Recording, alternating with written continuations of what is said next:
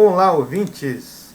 Meu nome é Norman, sou aluno do curso de Licenciatura de História da Uninter e hoje venho trazer aqui para apresentar para vocês a quinta e última aula do mini curso que trata da atuação de professores e alunos no ensino médio. Tema esse que faz parte do meu estágio supervisionado híbrido no formato de extensão da disciplina Ensino Médio, EJA e Projetos. Mini curso: a construção de vínculos em sala de aula no ensino médio, EJA e projetos. Aula 5: atuação de professores e alunos no ensino médio. Visão geral: o novo ensino médio pretende atender às necessidades e às expectativas dos jovens, fortalecendo o protagonismo juvenil na medida em que possibilita aos estudantes escolher o itinerário formativo no qual desejam aprofundar seus conhecimentos. Um currículo que contemple uma formação geral orientada pela BNCC e também itinerários formativos que possibilitem aos estudantes aprofundar seus conhecimentos nas áreas de conhecimentos com as quais se identificam ou ainda em cursos ou habilitações de formação técnica e profissional. Contribuirá para formar maior interesse dos jovens em acessar a escola e, consequentemente, para sua permanência e melhoria dos resultados da aprendizagem. Oi, tudo bem? Eu sou o professor Thiago Veronese, professor de Arte, História e coordenador do Ensino Médio do Colégio Integrado, e hoje eu vou conversar sobre um tema muito importante: o que muda para os professores no novo ensino médio.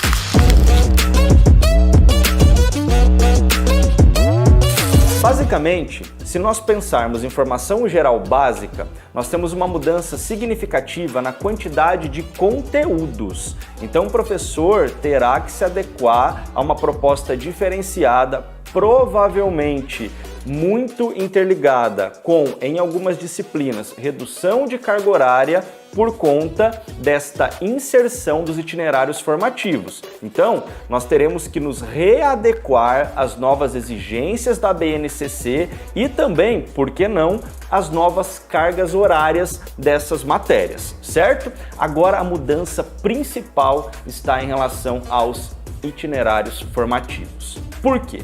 Porque o professor no itinerário formativo, ele terá que ter em mente que ele vai trabalhar questões mais práticas, oficinas, projetos, inclusive interligados com outras disciplinas. O professor, ele vai ter que ser muito interdisciplinar, ele vai ter que realmente dominar não só a teoria, mas também atividades práticas a respeito daquela disciplina, daquela unidade curricular que ele vai lecionar. E tem uma mudança muito interessante também. No caso dos itinerários, nós podemos ter itinerários focados na formação técnica e profissional. Nesse caso, não necessariamente teremos profissionais de licenciatura dando aulas nessas unidades curriculares. Nós podemos ter, por exemplo, dependendo da região e da demanda dos alunos, um itinerário formativo chamado Edificações. E para lecionar nesse itinerário, nós poderemos convidar, por exemplo, um engenheiro civil. Então, não necessariamente alguém formado em licenciatura ministrará todas as unidades curriculares. O profissional, tendo notório saber naquilo que ele vai ensinar, já é suficiente nesses itinerários, principalmente focados na formação técnica e profissional. Então teremos sim uma nova realidade nas nossas profissões como professores, e é muito importante que o professor se atualize, que o professor estude, que o professor realmente se interesse e tenha curiosidade para buscar tudo aquilo que nós teremos de novo a partir de 2022.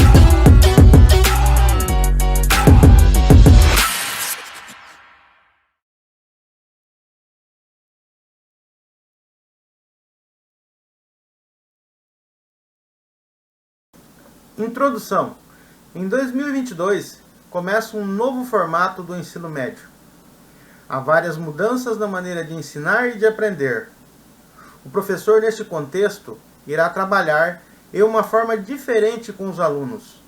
O ensino será interdisciplinar, portanto, o professor terá que ser versátil, estudar, entender o que se vai fazer, dominar uma série de competências a esse novo modelo. Aumento de carga horária, disciplinas obrigatórias e áreas de interesse, o desafio da evasão escolar e a necessidade da união dos saberes. No Dia Internacional da Educação, eu conversei com a diretora-geral do Centro de Excelência e Inovação em Políticas Educacionais da FGV e professora visitante de Harvard, Cláudia Costin, sobre o novo ensino médio. Nós vamos viver um processo bastante desafiador, né? Não vai ser fácil, vai ter dificuldade, vai haver dificuldades logísticas, de organização das escolas, mas o Brasil estava muito atrasado no seu ensino médio. Enquanto boa parte dos sistemas, dos países que têm bons sistemas educacionais, tinham 7 horas de aula, e no máximo 8 matérias para 7 horas de aula, o Brasil tinha um ensino médio com 4 horas e meia de aulas e 13 matérias exprimidas nesse período. Isso não tinha como continuar funcionando, especialmente em tempos de nova economia, de quarta revolução industrial, como eles chamam, em que a inteligência artificial vem substituindo o posto de trabalho em uma velocidade muito grande. E em relação ao novo currículo, como será a divisão entre as disciplinas obrigatórias e o estudo e o trabalho por áreas de interesse? Olha, Joyce, a Base Nacional Comum Curricular, que é o nosso esboço de currículo nacional, que também nós tivemos atrasados em ter um currículo, foi traduzido em referenciais curriculares estaduais, no caso do ensino médio, sobretudo os estaduais. E na base, as disciplinas estão organizadas em áreas de conhecimento, favorecendo interdisciplinariedade, não abandonando os conteúdos de cada disciplina, mas fazendo com que elas se integrem cada vez mais. Isso também vai ser desafiador, porque nós vamos ter que favorecer, apoiar um trabalho mais colaborativo entre os professores, mas vai permitir que os alunos entendam as intersecções entre as várias áreas. Eu queria só lembrar que o Edgar Morin, que aos 100 anos continua pensando a educação, criticou em 2003 a educação francesa pelo que ele chamava de fragmentação dos saberes. Ele ficava escandalizado para 7 horas de aula, 8 matérias fragmentadas, e ele falava, vamos religar os saberes. Isso aparece no novo ensino médio, mas, repito, vai ser bastante desafiador, como toda mudança que se dirige realmente ao que precisa ser feito. E um dos problemas graves, não aqui no Brasil, em relação à educação, no Brasil e em diversos países, é justamente a questão da evasão escolar, que se agravou mais ainda durante agora esses 2 últimos anos por conta da pandemia. Essa nova proposta do ensino médio vai impactar de que forma este problema específico, na sua opinião? Eu acho que vai ajudar a enfrentar. O nosso problema de evasão escolar vinha diminuindo até 2019 no ensino médio, ainda era grande, mas vinha diminuindo, e com certeza a pandemia tornou mais grave o problema. E ao analisar as causas da evasão escolar, uma delas que as pesquisas, que as evidências científicas sempre mostram, é quando o jovem sente que o que ele aprende na escola é completamente desconectado da sua vida. O novo ensino médio, ao trabalhar o projeto de vida do aluno, ao trabalhar protagonismo do aluno, que é uma ideia de um educador brasileiro, Antônio Carlos Gomes da Costa, falecido há alguns anos, que trouxe a proposta de que se você conecta o que o jovem aprende na escola com seus sonhos de futuro e ensina que ele é o protagonista da sua própria vida, você resolve problemas de disciplina, de engajamento e, sobretudo, de permanência na escola. Então, de fato, o novo ensino médio, ao contemplar essas ideias, conecta mais o aluno com a escola e combate a evasão escolar, mas ele não funciona sozinho. É importante que se faça a busca ativa dos alunos. Então, para orientar as famílias que precisam participar de forma ativa desse processo e os estudantes, quais são as principais mudanças e os objetivos dessa proposta do novo ensino médio? Bom, então, para que as famílias entendam, em primeiro lugar, o jovem vai ser exposto ao conteúdo de todas as disciplinas e ele vai ter uma orientação na forma de uma mentoria por parte de um ou mais dos seus professores para constituir o seu projeto de vida, para traduzir seus sonhos em conexão com as disciplinas que ele está aprendendo e poder escolher o seu itinerário formativo. O que é o itinerário formativo? Para a maioria das redes, a partir do segundo ano, em algumas já desde o primeiro ano aparece. É uma área de aprofundamento que o aluno vai escolher depois de ter contato com as diferentes disciplinas, considerando os seus interesses, os seus talentos, aquilo de que ele mais gosta. Então, ele vai, depois de fazer algumas disciplinas mais acadêmicas, escolher uma área de aperfeiçoamento que pode ser mais língua portuguesa, por exemplo, ciências naturais, ou até pode ser o ensino técnico e profissional, que vai ser bastante ampliado nessa proposta de novo ensino médio. Isso vai ser implementado ao longo dos anos. Para a maioria das redes, só o primeiro ano, a primeira série de ensino médio vai ser contemplado em 2022 e progressivamente as outras séries do ensino médio. São Paulo, que começou um ano antes dos outros, em 2021, já agora a primeira e a segunda série.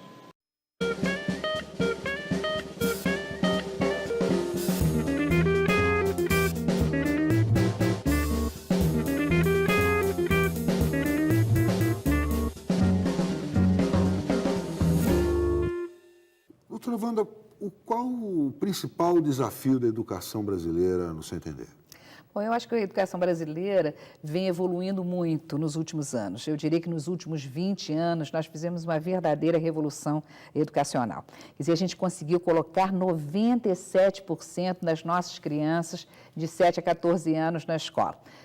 Hoje o ensino médio, o ensino fundamental está praticamente universalizado.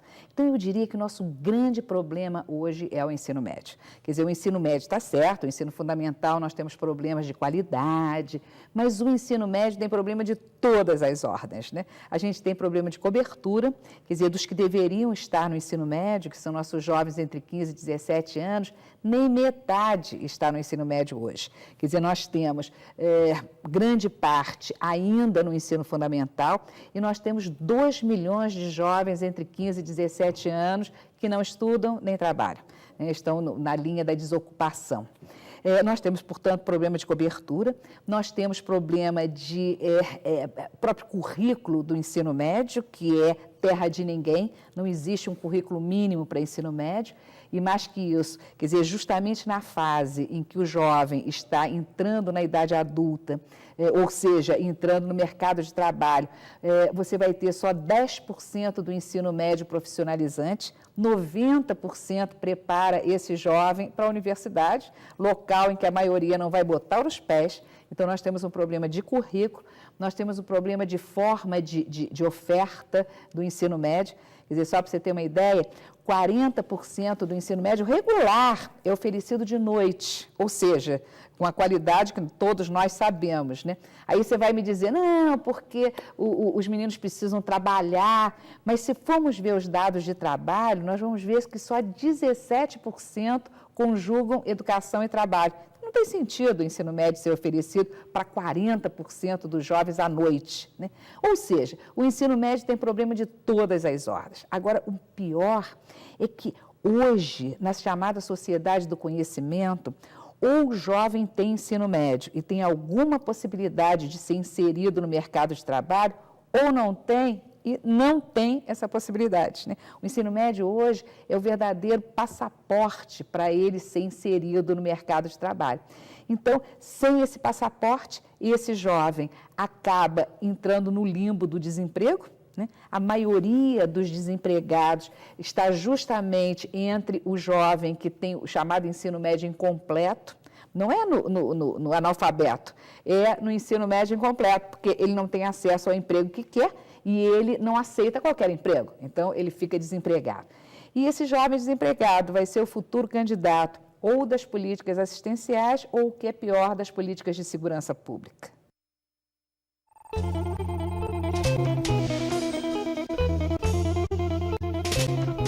Agora, professora, por que isso ocorre? Vamos começar a análise lá atrás. Por que esse menino não chega no ensino médio? Ou quando chega, vai embora? A senhora falou, temos um problema de cobertura, né? Então, muitos estão fora do ensino médio, não estão nem aí, não vão estudar. Outros chegam e vão embora. Mas por que eles não vão todos? Por que, pelo menos no primeiro ano, a gente não tem uma boa cobertura, a gente não traz todas as crianças para o ensino médio? Bom, claramente você tem um problema de fluxo no ensino fundamental, né? Quer dizer, o ensino fundamental, o aluno repete, e essa repetência dele faz com que ele retarde a chegada dele no ensino médio. Então, ele deveria chegar no ensino médio aos 15 anos e chega aos 17, 18 anos. Então, dos 10 milhões da faixa entre 15 e 17 anos, mais de 3 milhões ainda estão retidos no ensino fundamental. Então, você tem problema de fluxo, né? Eles não chegam lá. Ou seja, você tem que melhorar o ensino fundamental. Isso é verdade no país inteiro? Isso é verdade no país inteiro. Ele não chega, né? Então, só chega metade só que entra no ensino médio. E aí você teria que melhorar o fundamental para levar ele lá, é isso? Exatamente, melhorar o fundamental para levar ele lá. Mas vamos lá, chegam, né? 5 milhões chegam. Então, desses 5 milhões, você tem um segundo problema, que ele chega com tanta defasagem de conhecimento que o ensino médio vira grego para ele. Então, o menino não sabe fração, vão tentar ensinar para ele física e química, né? Física e química vira grego e ele desiste, joga a toalha. Isso não é para mim. Então, muito da desistência está por falta de condições acadêmicas dele chegar lá. Logo no primeiro ano? Logo no primeiro ano. A grande evasão se dá no primeiro ano. Agora, esse abandono é tão sério, quer dizer, ele acontece basicamente no primeiro ano, mas ele ainda acontece no segundo. Quem chega no terceiro, aí termina. Foi embora. Mas só para você ter uma ideia, de 3 milhões e 600 jovens que anualmente se inscrevem na primeira série, ou se matriculam na primeira série, e só vão sair na terceira série 1 milhão e 800. A gente está perdendo a metade. E está perdendo, como eu disse, para o desemprego, está perdendo para as ações violentas, está perdendo para a violência, está perdendo para a reprodução da pobreza, porque esse jovem vai constituir uma família, 22% dos jovens pobres já têm filhos. E ele não sai de lá porque ele tem um projeto, é isso? Ele sai de lá porque ele não conseguiu acompanhar. Quer dizer, ele não sai para o emprego. Quer dizer, ele pode até conseguir um emprego no primeiro momento, mas esse emprego ele não vai conseguir manter se ele não tiver escolaridade. Quer dizer, a grande questão é que nós estamos vivendo hoje na sociedade do conhecimento. Na sociedade do conhecimento, para você ter entrada no mercado de trabalho, tem que ter 11 anos. Né? Tem que ter o mínimo de capacidade de abstração, enfim. Ensino médio é obrigatório. Quer dizer, um país que é um país agrícola, né? O Brasil já foi um país agrícola, então, com 4 anos de escolaridade, as novas gerações podiam ser inseridas. Depois, o Brasil se tornou um país industrial, e aí, pelo menos 8 anos, né? 8 anos de escolaridade, ou seja, o ensino fundamental, mas com 8 anos dava para ser inserido no mundo do trabalho. Agora, ou tem 11 anos e entra, ou não tem e não entra, por conta da fase de desenvolvimento do país. Então, o que acontece? Se, por um lado, o jovem é a maior vítima do desemprego, por outro lado, a gente já está vivendo o apagão da mão de obra. Quer dizer, existem vagas e não existem jovens para assumirem essas vagas.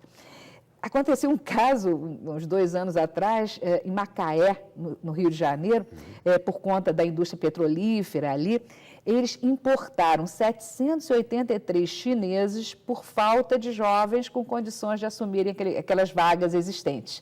Então, hoje, em alguns campos, já sobram vagas e faltam pessoas, faltam jovens com capacidade ou com escolaridade para assumir essas vagas. Então, é desemprego de um lado e apagão de mão de obra do outro lado.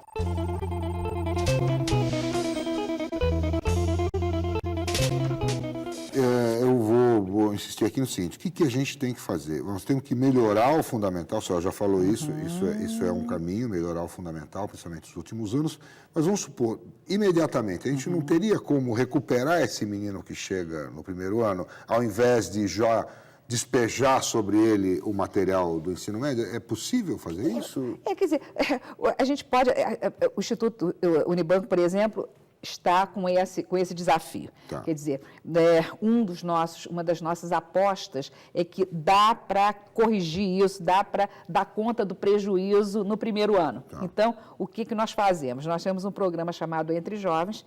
Esse programa faz o seguinte, ele aplica em todos os alunos da primeira série o chamado SAEB de final de ensino fundamental. SAEB é um exame, esses exames estandardizados que fazem parte da Prova Brasil e que identificam exatamente o que o menino não sabe, né? Quer dizer, a prova é montada para que o menino que erra, vamos dizer, a questão X, você já sabe que ele não sabe fração a nível de aplicação em questões, né? Ou de português, a questão Z é porque ele não sabe conjugação, frases com advérbios ou frases com conjugações e assim por diante. Bom, identifica o que o menino não sabe, chama o futuro professor, o estudante de universidade, que precisa ter uma experiência pedagógica mais consistente. Então, chamamos o estudante da universidade.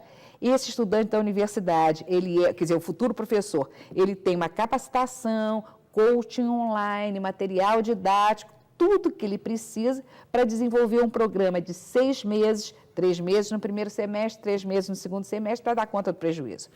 Ele não vai trabalhar os assuntos que o menino está vendo no ensino médio. Ele vai trabalhar o que o menino deixou de aprender no ensino fundamental e que são pré-requisitos para o ensino médio.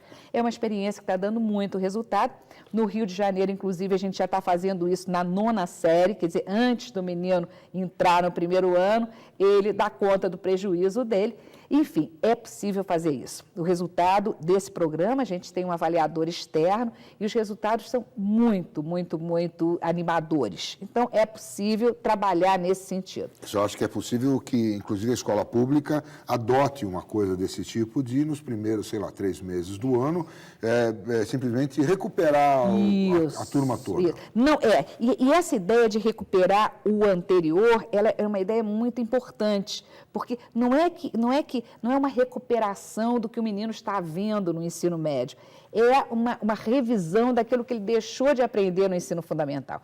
Então, isso uma vem consolidação, vamos chamar assim, para não falar recuperação. Uma isso. Consolidação do que ele trouxe do fundamental. Isso, dá conta do prejuízo, né? Ele chegou no prejuízo, então vamos dar conta disso. Vamos arrumar isso aí antes de seguir claudicando, né? Claro. Então, isso é possível, quer dizer, é um programa muito barato, isso é bom para o aluno do ensino médio, mas é muito bom para o futuro professor. Quer dizer, o futuro professor aprende a usar os resultados de uma avaliação como instrumento pedagógico, ele tem, antes de se formar, uma vivência de como realmente você pode atuar pedagogicamente. Então, é o tipo do jogo do ganha-ganha. É bom para o futuro professor e é bom, quer dizer, é bom para a formação inicial desse futuro professor e é bom para o menino.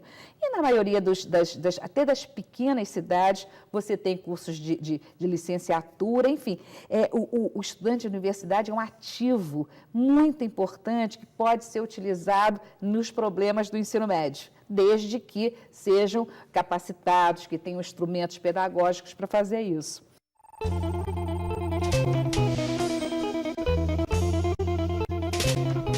E E aí, para ajudar esse aluno a levar o ensino médio até o final?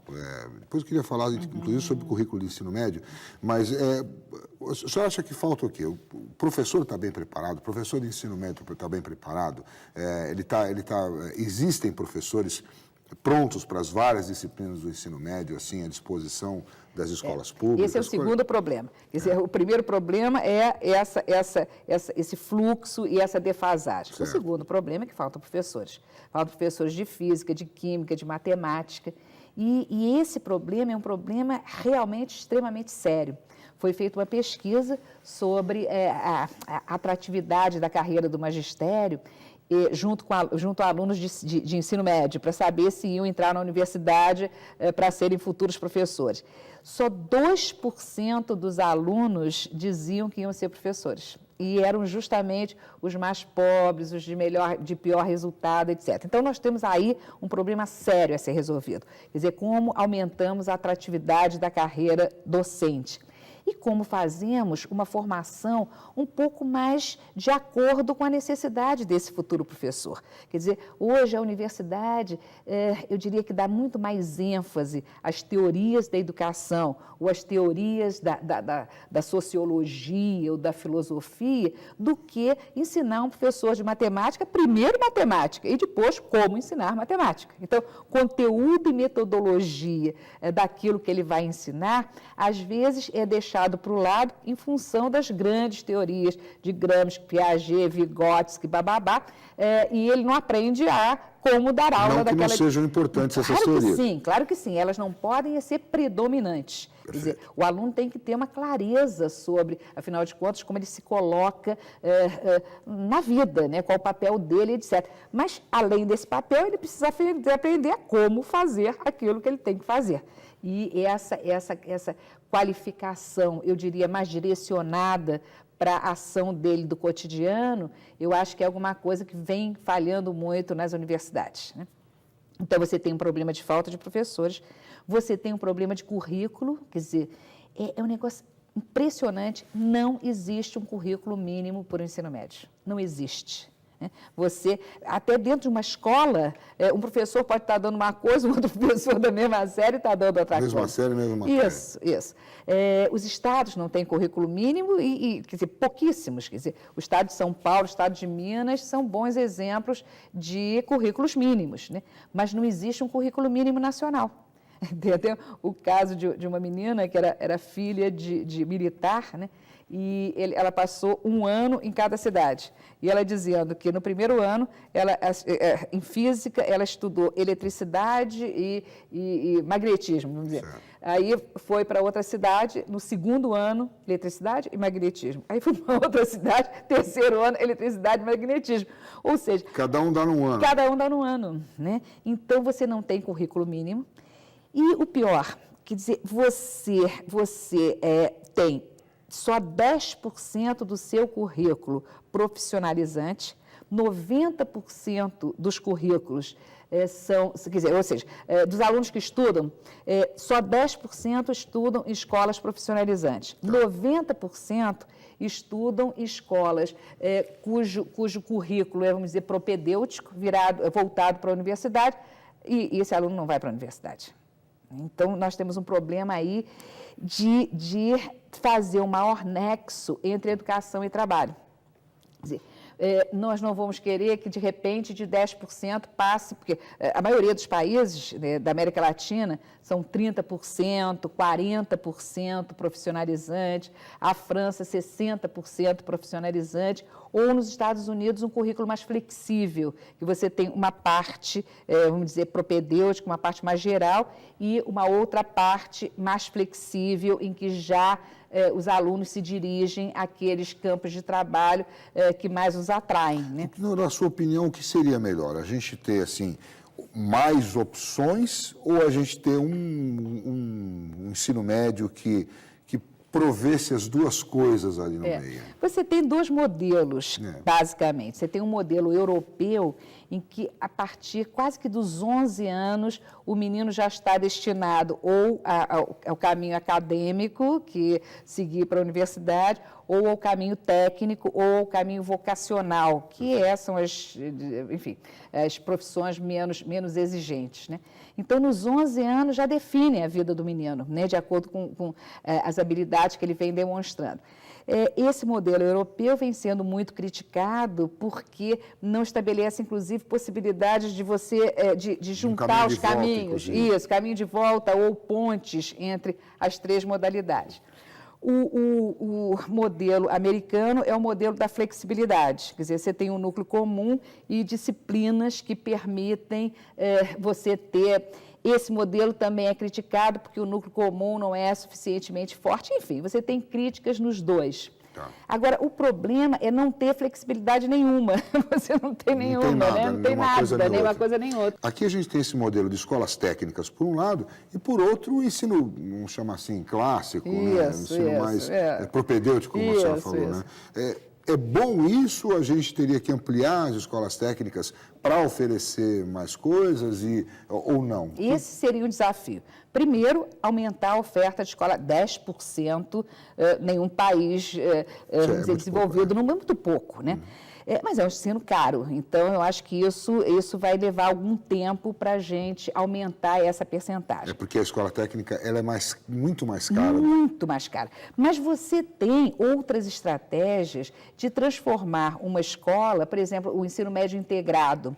Ele tem a parte vamos dizer, propedêutica num turno e no outro turno ele vai para uma escola técnica ou sistema S, etc., para ter alguma iniciação ao mundo do trabalho.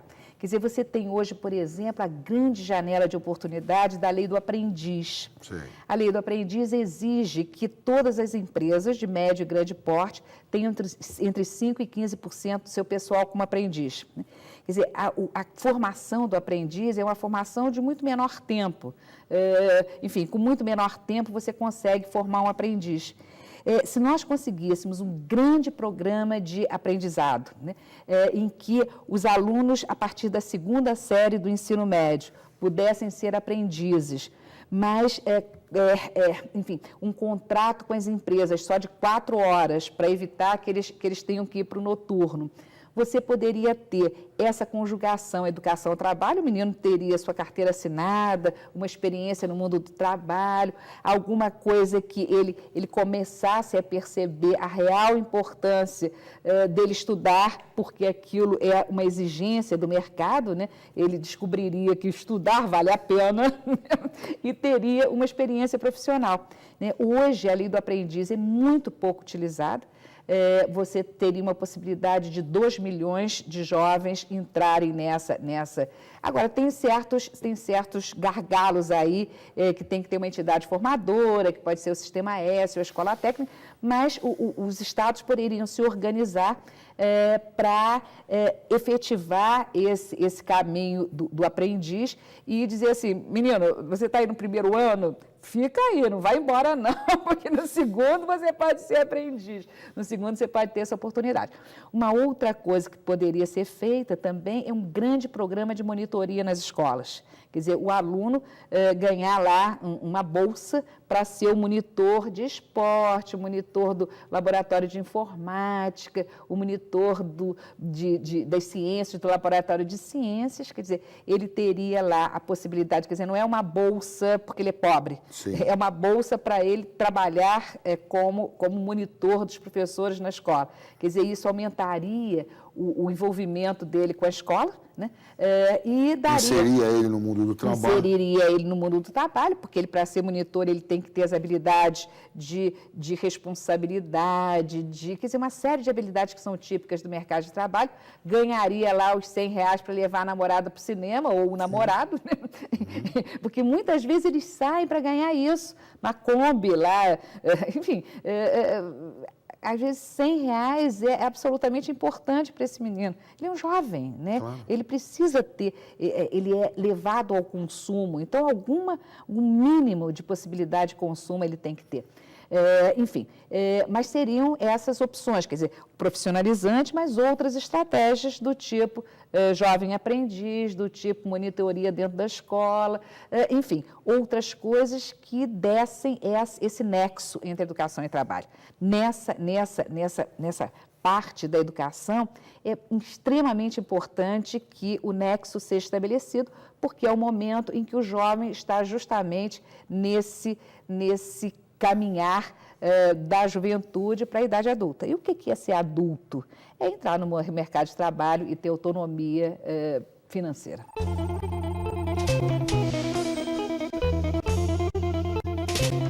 A senhora falou uma coisa bastante importante, que é que esse jovem, quer dizer, esses cursos, o ensino médio, ele é oferecido mais à noite, tem um volume de ensino médio mais à noite. Como é que se muda isso? Isso é determinação?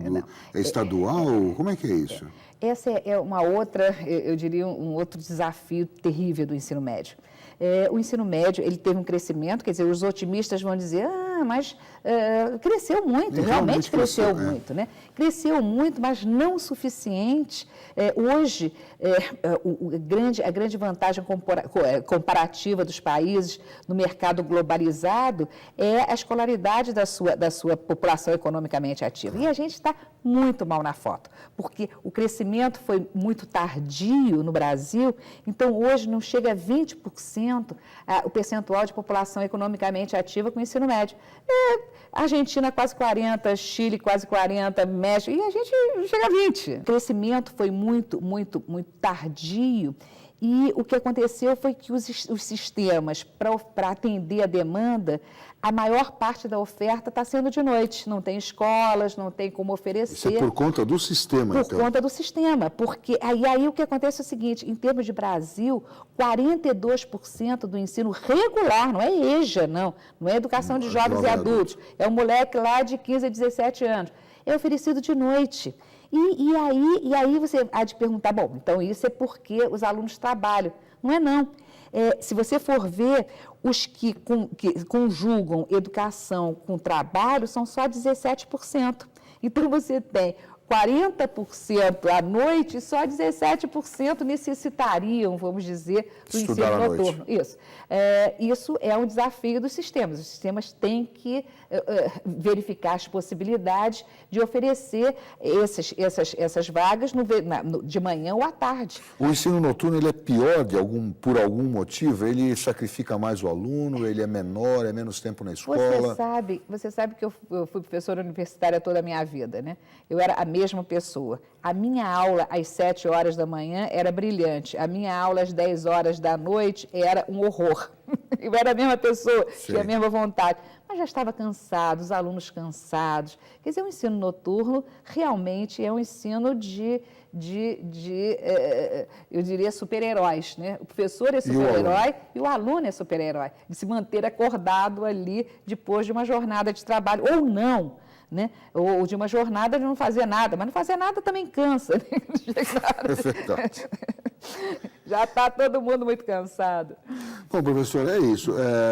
Nosso tempo está chegando ao final. A senhora tem mais alguma coisa a acrescentar aqui nessa questão do ensino médio, do desafio? Quem é o responsável pelo ensino médio? Essa é a pergunta. Né? Quem pode fazer essa grande transformação super necessária do ensino médio? A resposta é governo estadual.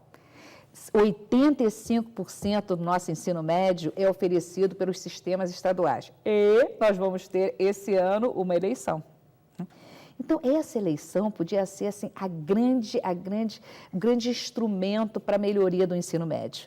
Né? Quer dizer, se nós, eleitores, exigíssemos dos nossos candidatos que eles tivessem claramente propostas para a melhoria do ensino médio, universalizar na faixa de 15 a 17, oferecer opções de profissionalização ou estratégias de ligação educação-trabalho, o ensino médio de noite ser só para EJA, todo o ensino médio regular ser oferecido de dia. Né? Quer dizer, esses compromissos, a gente tinha que forçar que os nossos candidatos a governador explicitassem. Se explicita, tem direito ao nosso voto. Se não explicita, não tem direito ao nosso voto.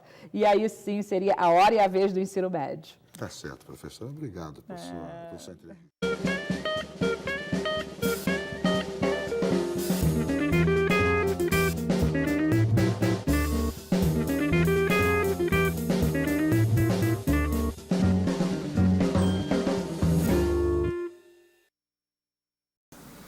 Fundamentação teórica. Para Muniz, o ensino médio traz a necessidade de uma maior interdisciplinaridade entre as áreas do conhecimento. De acordo com a educadora, o professor deve ser colocado em contato com essa ideia desde cedo, já na formação inicial. Precisamos romper com a fragmentação curricular e o foco na teoria, alerta.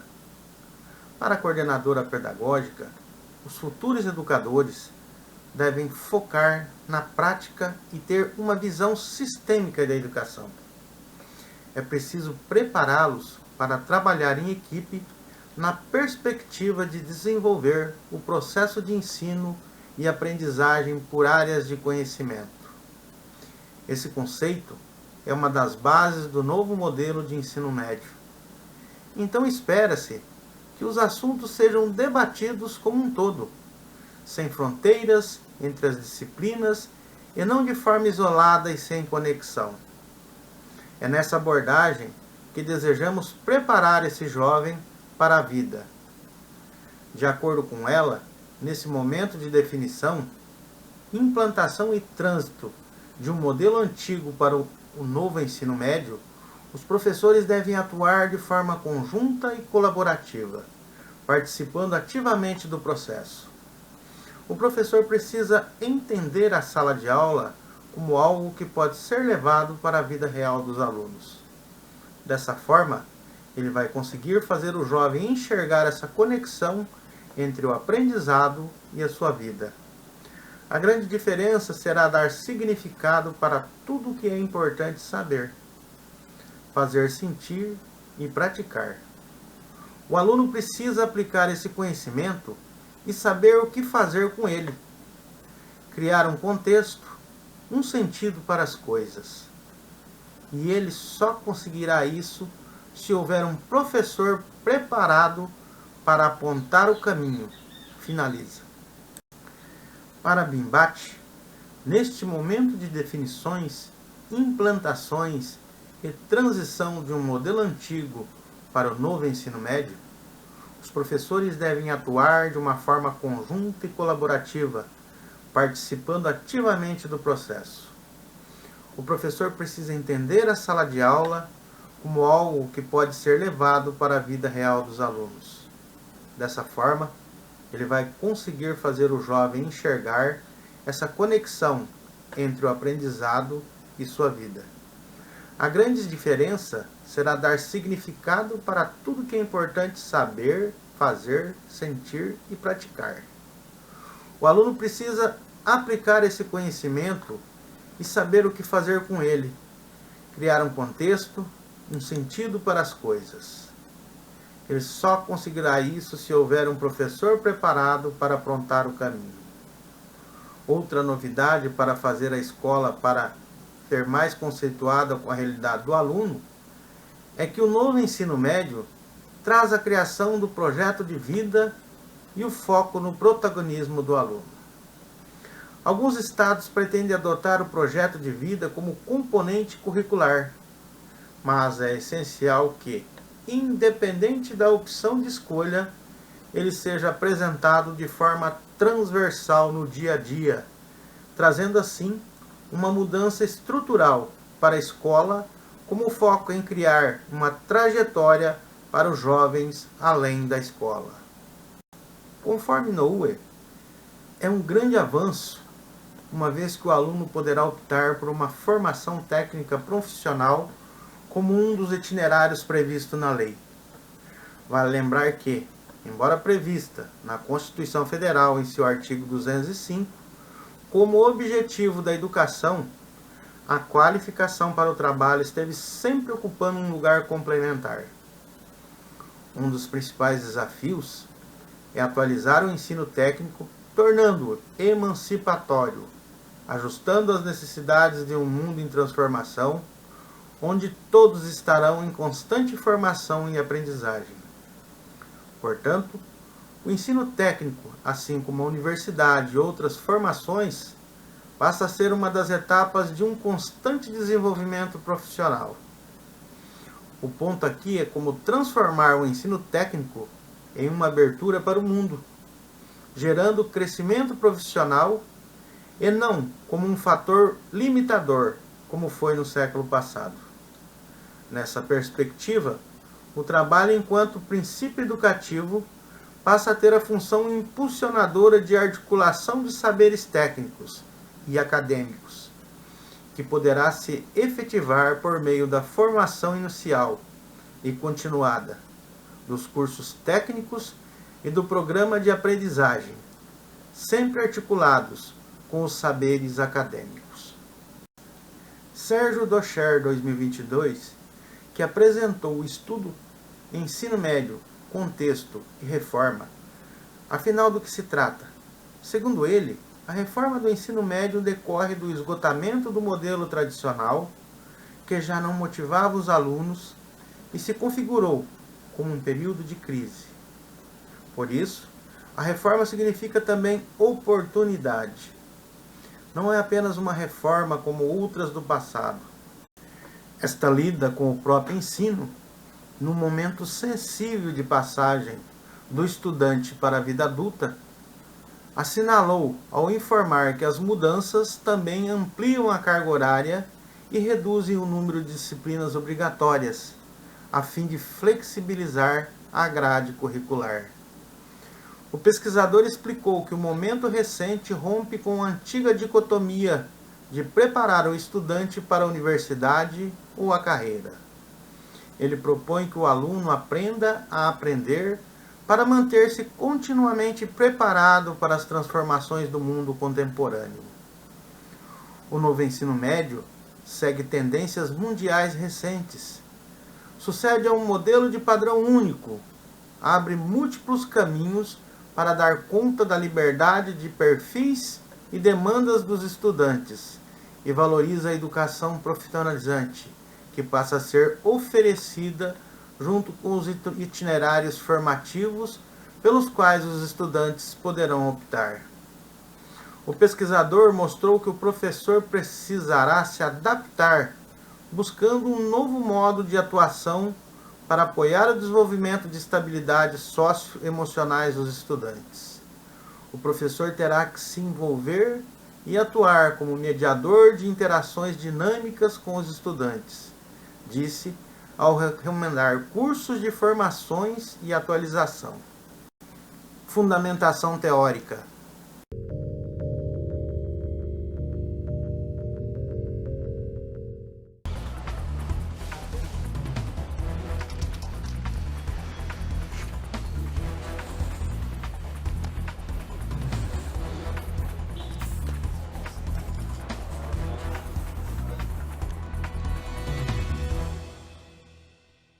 Esta é a 6ª temporada do Desafio Profissão, um programa da equipe de orientação profissional do curso de Psicologia da PUC de São Paulo, da TV PUC e do NASCE Orientação Vocacional.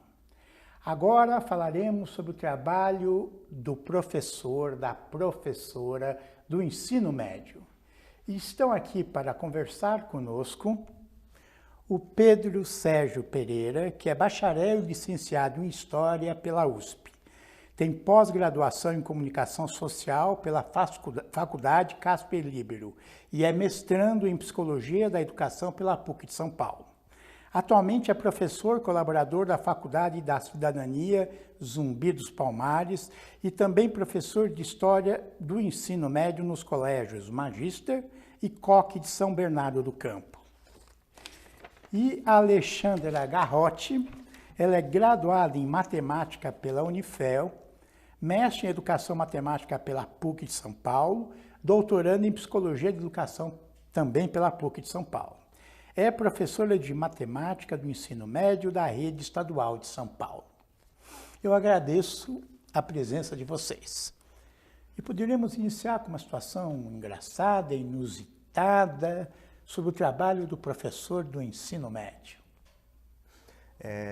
Bom, tem uma história que aconteceu exatamente quando eu trabalhava como professor de ensino médio, mas é uma situação que extrapola um pouco essa profissão. Só foi uma situação assim que eu guardo com muito carinho, não é? Como professor de história, uma das coisas que a gente costuma conversar com os alunos é essa relação dos colonos, né? Dos colonizadores que chegaram com as grandes navegações e o contato dele com os índios, né? E aquela coisa da troca, né? Aquela coisa do escambo. É uma coisa interessante porque as pessoas não têm clareza de como é que funcionava o escambo. As pessoas imaginam que o português dava lá um espelho e levava um tronco de pau-brasil. Quando, na verdade, essa coisa da troca, esses presentes eram no primeiro contato com a tribo é que você levava lá o espelho, as miçangas e tudo mais. Então é interessante que numa escola na qual eu trabalhava, isso já faz mais de 20 anos, houve uma apresentação musical dos professores. Os professores se apresentaram para os alunos cantando. E era uma feira cultural e uma das coisas que estava acontecendo nessa feira cultural era a presença de uma barraca de uma tribo indígena, né? No caso da Grande São Paulo, estavam lá os membros da tribo, mas obviamente eles estavam ali, digamos, descaracterizados daquela imagem que nós temos típica do chamado índio. Tanga. Exato, né? A gente imagina o cocá, a gente imagina isso. E na verdade, assim, eles estavam lá integrados, mas com os seus objetos típicos. Eles estavam ali vendendo uma série de coisas. Bom, então depois da apresentação musical eu fui até a barraquinha, né? Eu queria comprar alguma coisa. Eu comecei a olhar aquilo que me interessava e o rapaz virou para mim e disse, ele pegou assim uma pulseira, né? Você quer essa pulseira para você? E eu falei, quero. Eu entendi, então, que ele queria realizar uma troca.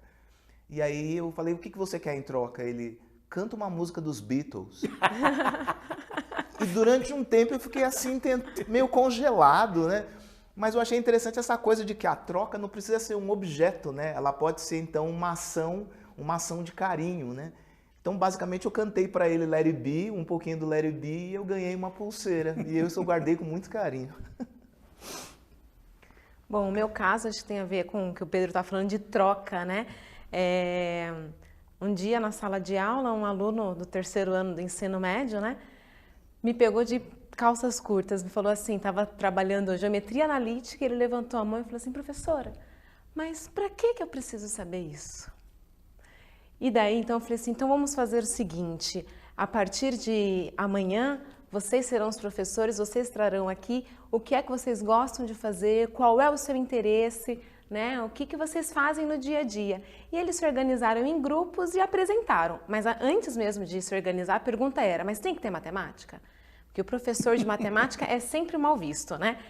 Tem que ter matemática? Eu falei, não, você vai trazer o que você gosta de fazer, o que você quiser falar. Eles falaram sobre religião, falaram sobre música, várias coisas, futebol, e depois disso eles falaram, mas e agora, professor, o que vai acontecer?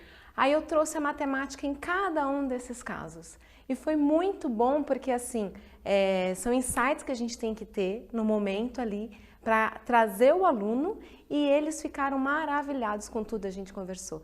Então eu trouxe advogado para conversar com eles, trouxe um professor de filosofia e música, porque como o tema mais abordado foi música, eles puderam ver a matemática na música e na religião. Então, e se tornaram, assim, ao longo do ano, alunos completamente apaixonados. E pela matemática. Foi muito bom, foi uma experiência muito bacana. Então, todo mundo educado passou, né, pelos professores no ensino médio, né? E acho que sabe o que é. Vamos falar um pouco deste trabalho. O que é o trabalho do professor de ensino médio? Apesar de que todo mundo imagina que conhece, né? Bom, como professor da rede privada, o que eu posso dizer é que existem duas questões muito relevantes, né? Primeiro, que os pais têm uma expectativa de que, à medida em que eles pagam um determinado valor, que esse valor que eles pagam é proporcional ao desempenho do filho no futuro, não é? Então dá para dizer que escolas, quanto mais caras são, maior é a expectativa de resultado no final. E eu acho que, ao mesmo tempo, há um problema, porque se entende que esse resultado é o sucesso no vestibular. Então é uma coisa muito doida quando você trabalha no ensino médio, porque no primeiro ano do ensino médio há uma expectativa de isso vai cair no vestibular ou não. E existem muitas coisas interessantes, muito relevantes para serem discutidas com os meninos e com as meninas, e dependendo da escola onde se está, não há a possibilidade de discutir isso, porque aí vem aquela pergunta, mas isso cai no vestibular ou não? Eu acho uma pena. Por outro lado, existe também uma outra questão relevante que muitos colégios estão entendendo, que só alunos que têm uma possibilidade de discussão mais ampla da realidade, do papel dele na sociedade, discutir a questão da politização, das minorias, do preconceito, colégios que entendem que só discutindo isso é que ele poderá ter um desempenho melhor mais à frente. Então, nós temos alguns colégios que ainda estão muito presos àquela coisa da memorização, e aí você fica naquela quantidade muito grande de coisas, tem que passar para o camarada, e 1 milhão de simulados, 1 milhão de tarefas, vários exercícios, não sobra nem tempo para o garoto respirar. E eu acho que agora algumas escolas estão até discutindo, né? Porque a gente está tendo casos sérios e repetidos de meninos com depressão, de meninos e meninas que chegam até a tirar a própria vida, um negócio que não se discutia há algum tempo. Em escolas top. Escolas grandes, escolas de muito respeito, e as pessoas não sabem muito bem como lidar com isso. É um problema novo que está se estabelecendo. E que chega no professor. Também é a tarefa do professor discutir isso. E aí é que está a grande questão. Você vira além de professor. Você vira conselheiro, você vira psicólogo, você vira uma série de outras coisas que vamos conversar. Não tivemos a preparação adequada para adotar esse papel. Mas com famílias onde o pai tem responsabilidades gigantescas de decisão, a mãe tem também cargos importantes, o filho acaba sendo delegado para a escola e a escola vai ter que cuidar dele como filho mesmo. Ele não é só um aluno. Você tem que cuidar dele como filho. É isso que está acontecendo muito, né? No Estado também você percebe isso? No Estado também. Principalmente no último ano, em que muitos deles não sabem nem o que vão fazer o ano que vem. Essa é a maior angústia deles. Terminando o ensino médio. Terminando o ensino médio, eles não sabem o que eles vão fazer, eles não sabem se vão fazer faculdade. Na verdade, muitos não têm intenção de fazer faculdade. Então, o nosso papel ali é despertar esse aluno, né, para continuar os estudos e ser mais crítico em tudo que ele está vendo ali. E esse caso da depressão também a gente vê muito na escola pública. Muito. Tem crescido bastante e é o que o Pedro falou, né? A gente acaba se tornando não só professor, a gente tem que olhar o aluno como um todo e acolhê-lo cada vez mais. É interessante o que ela colocou, o fato de que muitos alunos da rede pública não têm essa perspectiva do ensino superior, não é? E, ao mesmo tempo, a gente percebe que a possibilidade dele realizar um curso superior hoje é maior do que há 30 anos. Ele tem a possibilidade de um ProUni, ele tem o Enem oferecendo vagas no país inteiro. FIES. Né? E mesmo assim, você vê muitos que não têm essa ideia de fazer o curso superior. É algo bem triste, né? Você sabe que eu fiz uma tese de doutorado analisando a escolha profissional que eu chamei das classes pobres, que também está em livro. E aí eu analiso, e está saindo agora uma análise da nova lei, onde eu digo, a partir de um certo momento, a questão do vestibular da escola pública sumiu no Brasil, como se não fosse para eles, né? Então, ninguém discutia, ninguém falava, e a gente trabalhava com pessoas, eles não sabiam o que eram humanidades biológicas, não conseguiam ter a dimensão que significa fazer um vestibular numa universidade como a USP ou em outra universidade, mas, né, diferenciar a USP de faculdades menos exigentes, que tem sua função social. E com a entrada do programa de cotas, do Enem, do FIES, do ProUni, começou a entrar e sem se discutir o que fazer. Quer dizer, minha crítica ao Enem, eu gosto muito do Enem, acho a ideia boa das cotas, mas ninguém pensou em fazer um trabalho com esses jovens na escolha profissional. Então, ele trabalha com pontos. Eu queria fazer enfermagem, não deu. Então, vou fazer licenciatura que em geral são as notas de corte mais baixas. Vamos falar um pouco do caminho. Você fez um bacharelado, né, vocês dois, e depois uma licenciatura, ou junto uma licenciatura. No caso eu fiz ao mesmo tempo.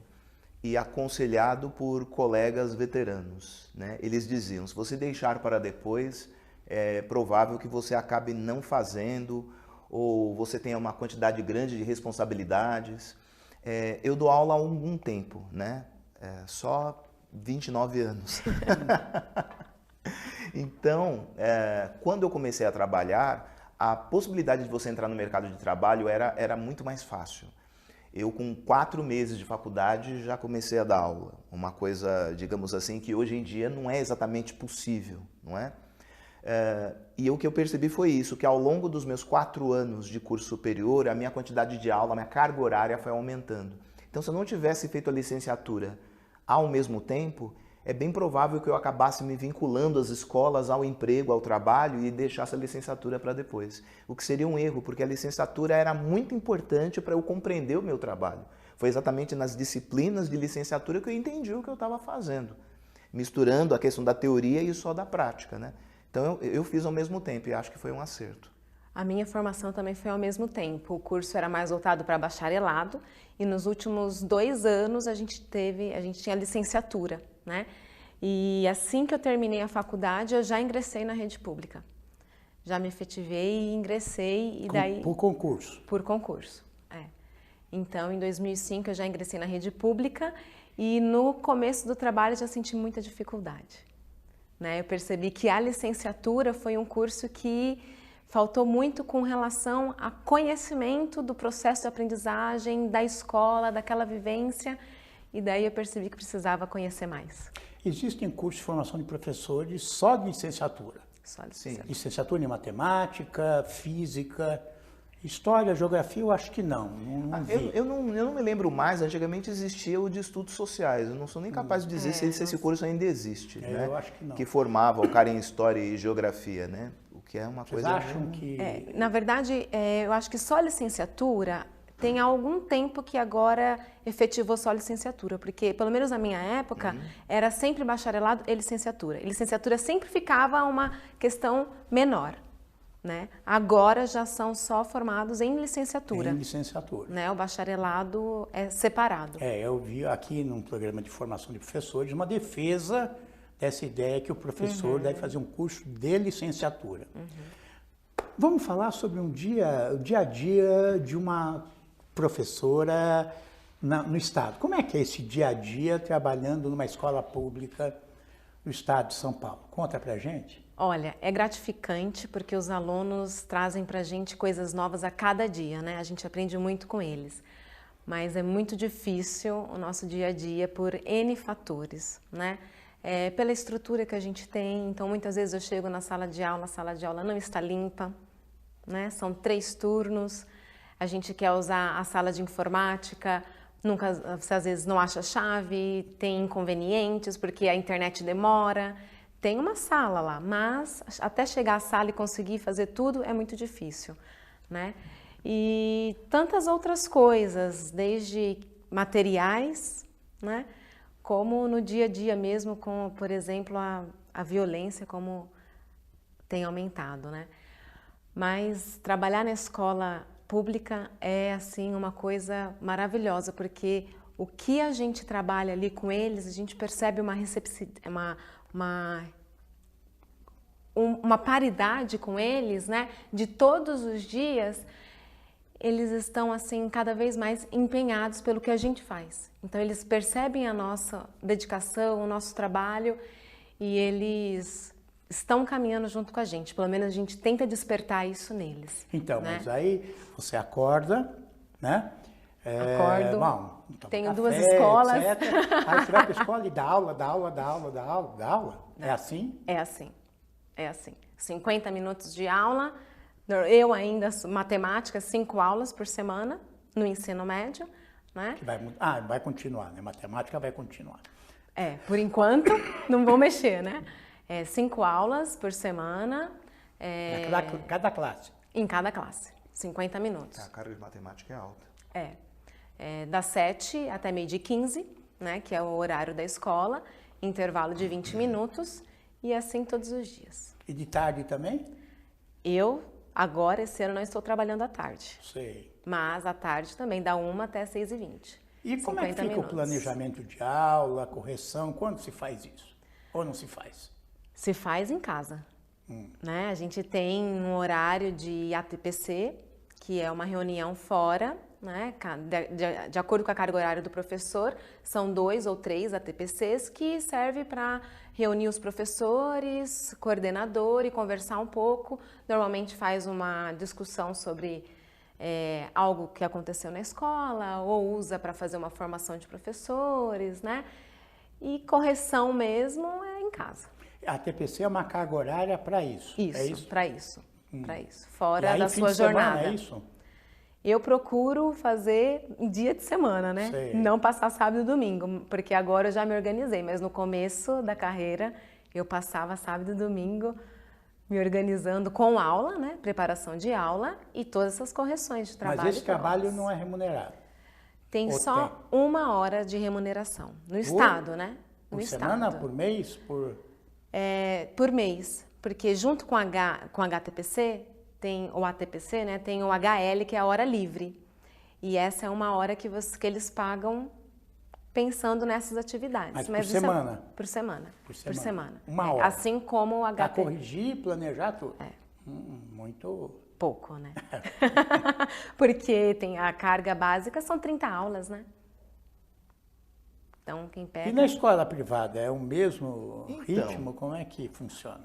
Acordei, né? Tomei café. Bom, primeiro que eu acredito que eu não estarei mais trabalhando quando esse dia chegar, mas eu queria muito que chegasse o dia no qual a aula não começasse às 7 horas da manhã. Eu realmente não consigo entender exatamente essa coisa de você trabalhar sendo os alunos com sono, o professor com sono. É realmente algo muito triste. Segundo, que boa parte das escolas da rede privada trabalha com uma carga horária que, no meu entender, é grande. São de 6 a 7 aulas por dia e de 45 a 50 minutos. Então o garoto chega lá às 7 alguma coisa da manhã, vai embora às 1h30 da tarde. 7 aulas por dia. Nossa, eu não consigo imaginar eu no lugar do aluno se eu aguentaria tudo isso. Na última aula eles já estão bem cansados. Muito cansados, eles são muito cansados. Eu imagino que, sei lá, deve haver alguma outra maneira de se fazer essa relação de trabalho com os meninos, sabe? Chegar umas 9 da manhã, poder almoçar lá, ir embora mais tarde, mas enfim, acho que eu não vou ver isso acontecer.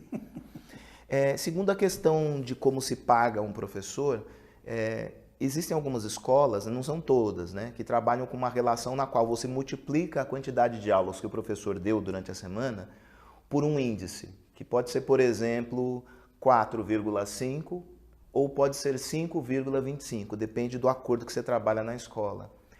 Essa variação é a quantidade de tempo que o professor teria que trabalhar também na casa dele. Então vamos imaginar que um mês tem 4 semanas aproximadamente. Se eu pego a quantidade de aulas do professor e multiplico por 5,25, é como se eu tivesse uma semana a mais de trabalho, eu estou recebendo por uma semana a mais de trabalho, que é o que eu vou levar para casa.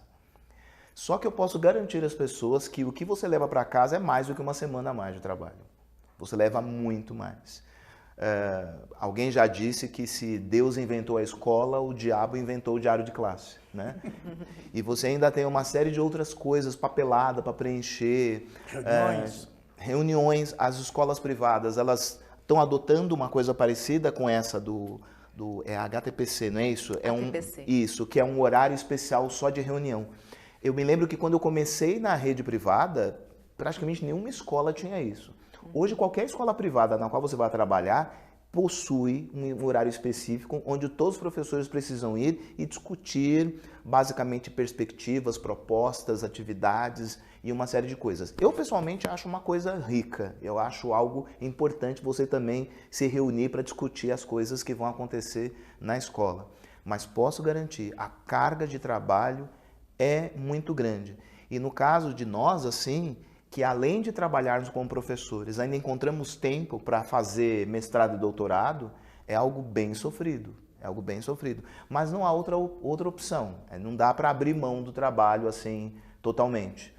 é o caminho que a gente escolheu. E no final das contas a gente gosta de estudar, né? Então é algo que acaba sendo gratificante. Precisa, né? Mas é uma carga grande de trabalho.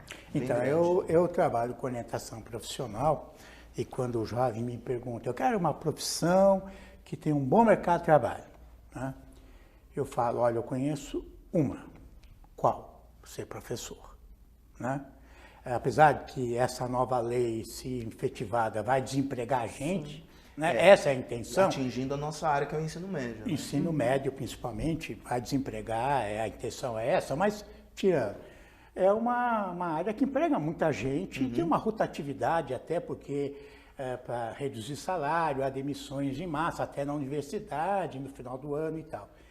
Mas quando se chega no salário, diferente da lei da oferta e da procura, porque qualquer área, né, do mercado de trabalho, faltou engenheiro, o salário sobe. Faltou não sei o quê, o salário sobe. No magistério, não. O que a gente pode dizer em relação a isso? Bom, do Estado a gente já está há um tempo, né, sem um aumento salarial efetivo, né? Então, é uma profissão que a gente praticamente todo ano briga por um reajuste salarial. E esse ano a gente viu até as escolas particulares, né, Pedro? Teve uma mobilização agora, lutando pela questão da... Porque, basicamente, o que a gente percebe é um processo de achatamento. É um processo de achatamento e tem algo mais sério. Uma vez eu ouvi de um dono de escola uma frase que eu julguei assustadora. A frase dele foi: Pedro, tem professor para qualquer salário. Literalmente essa foi a frase dele. Tem professor para qualquer salário. Ele dizia assim: se eu oferecer R$1 por uma aula, vai aparecer alguém aqui nessa escola querendo dar aula por R$1. Eu acredito, então, exatamente que porque existe uma grande quantidade de pessoas dispostas a atuar na área, então o que nós temos é uma possibilidade de quem emprega de não depender da ausência de um profissional. Ele tem mais ou menos a ciência de que talvez ele não tenha um bom professor, mas ele terá um professor. Ele terá alguém que poderá atuar naquela área. E se ele não gostar, ele terá outro para substituir, ele terá essas várias possibilidades. Eu acho que é mais ou menos assim que eles pensam. É muito chato generalizar. Eu trabalhei e trabalho em escolas com mantenedores muito comprometidos com a questão da educação, mas já atuei em algumas instituições que realmente me deram medo. Teve uma escola que eu fiquei durante um mês. Eu fiquei durante um mês por uma série de incompatibilidades, mas me assustou muito quando eu entrei na sala dos professores, era o meu primeiro dia de aula. Eu entrei na sala dos professores e tinha um quadro com a seguinte frase: nossa filosofia de trabalho é menos filosofia e mais trabalho. Isso estava na sala dos professores. Eu acho que é de assustar. Como é que você vê isso na escola pública? Com relação ao salário? Com relação ao salário, o professor muitas vezes tem que dobrar a sua carga horária, né? Porque o salário é muito baixo. Trabalhando em 2 escolas, às vezes manhã, tarde e noite, porque nem sempre você consegue completar a sua carga horária, principalmente aquele professor que não é efetivo, né? E sem contar o desmonte que a gente vem sofrendo com relação aos professores de categoria O, categoria F, né? Que já possuem um salário baixo e muitas vezes não tem mais direito ao servidor público, ao IANSP, né? Que é o plano de saúde, e outras coisas, não tem direito à licença saúde, falta médica, então está cada vez mais sendo desvalorizado o professor na rede estadual. São pessoas que estão fora do plano de carreira, é isso? Sim. Quer dizer, são os... Tem várias categorias, tem categoria O, tem categoria F, né? E tem o efetivo. E esses professores têm ficado nesse desmonte aí de aulas. Atualmente, se eu não me engano, tem aquela duzentena, foi cortada, que ele trabalhava um ano e no outro ano ele não trabalhava. Então, a PUESP tem sempre lutado contra isso, né? E os professores que não são efetivos têm sofrido. Inclusive a nova lei, se colocada em prática, abre a possibilidade de um professor com saber notório. Com notório saber, que não precisa ser nem licenciado, que é um verdadeiro Absurdo. Tudo isso para reduzir salário, imagino eu. Isso me assustou muito. Esse ano, na escola pública, eu recebi um estagiário, que ele é engenheiro, né? E está fazendo complementação pedagógica para dar aula.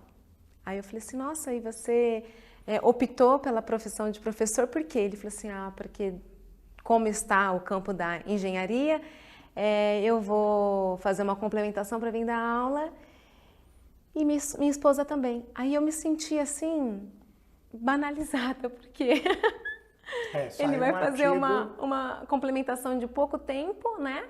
Tá ali fazendo estágio, que ele... Não sei como está sendo essa complementação no processo de conhecer a aprendizagem do aluno e vai... Eu agradeço as contribuições e até o próximo Desafio Profissão.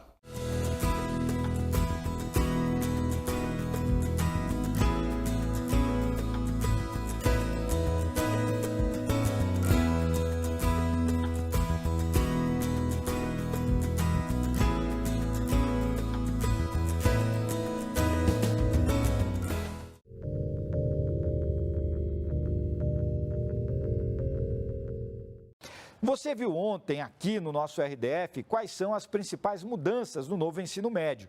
Elas começam a valer agora, já em 2022, para o primeiro ano, mas algumas escolas públicas e particulares do DF começaram antes a testar. Nós vamos ver agora na reportagem como foi a experiência para alunos e professores. O Centro de Ensino Médio Integrado à Educação Profissional e Técnica do Gama, CEME, foi uma das escolas a receber o novo modelo de forma experimental. Uma proposta muito interessante que abre portas para a autonomia do estudante, né? Para que ele possa decidir parte do seu itinerário, da sua formação de acordo com as suas afinidades, de acordo com os seus projetos de vida. Uma das coisas que mais me assustou foi a transformação do itinerário, mudou totalmente, drasticamente. E a princípio me assustou, mas eu acho que, assim como eu encarei o novo ensino médio, eu acredito que nós, estudantes, nós não devemos encarar como uma opção, e sim como uma realidade. As escolas particulares do DF também são obrigadas a implantar o novo ensino médio a partir deste ano. Para isso, devem ter o plano pedagógico aprovado junto ao Conselho de Educação daqui, que criou uma força-tarefa para a aprovação das propostas. Algumas, no entanto, se adiantaram. É o caso da escola em que a Alessandra trabalha. O grupo de trabalho sobre o novo ensino médio na Rede Marista existe desde 2017.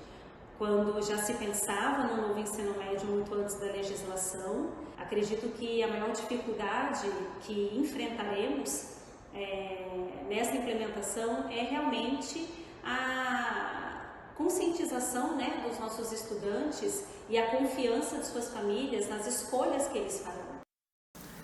Diante de tudo que foi exposto, chegamos à conclusão. Há uma mudança significativa na quantidade de conteúdos.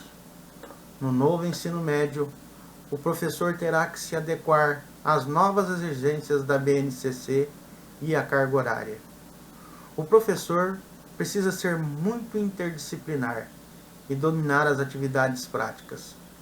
A mudança principal está nos itinerários formativos, que terá que trabalhar em oficinas, projetos e atividades práticas da unidade curricular. Haverá profissionais de licenciatura para trabalhar a formação técnica e profissional. É importante que realmente se interesse para buscar o que tem de novo, tenha curiosidade para buscar e pesquisar formas de ensinar os conteúdos. Para que o novo ensino médio funcione, precisa ter professores preparados, focados para desenvolver as habilidades e competências dos alunos nesse novo formato. É essencial que os professores do ensino médio atuem de forma conjunta e colaborativa, participando ativamente do processo. Já para os alunos do ensino médio, é um grande avanço, uma vez que o aluno poderá optar por uma formação técnica profissional como um dos itinerários previstos na lei. Doscher propõe que o aluno aprenda a aprender para manter-se continuamente preparado para as transformações do mundo contemporâneo. Conclui-se Para que o novo ensino médio funcione, é preciso que tenha professores preparados e engajados com a proposta do ensino. E, por outro lado, alunos que colaborem e que façam parte dessa mudança. Eles precisam querer aprender. Tudo isso é importante para que haja êxito.